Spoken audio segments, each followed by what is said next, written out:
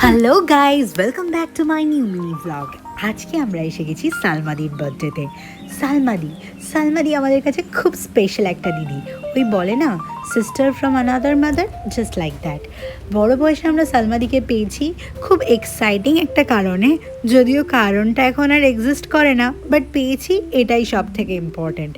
সালমাদি আমাদের কাছে দিদি, বন্ধু, সব কিছু। সেই সালমাদির বার্থডেতে আজকে আমরা চলে এসেছি অ্যাবসলিউট বারবিকিউতে, আভনি মলের আউটলেটে। দেখো, খুব সুন্দর করে সাজানো এই আউটলেটটা, কিন্তু এখানে যে খাবারগুলো আছে সেগুলো খুব ভালো। এরা স্টার্টারে এত আইটেম দিয়েছিল যে স্টার্টার খেয়েই অলরেডি পেট ভরে গেছে।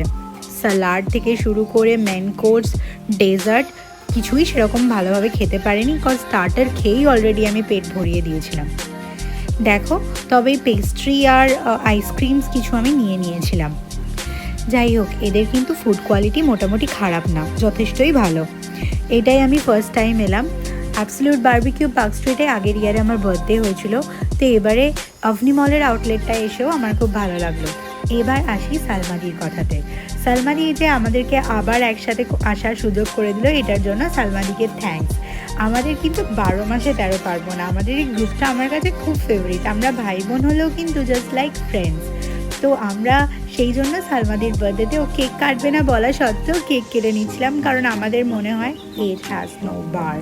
সো সালমাদির বার্থডেতে আমরা কেক কেটে নিচ্ছিলাম, আর এই কেকটাও সবাইকে ভালোবেসে খাইয়ে দিচ্ছিল।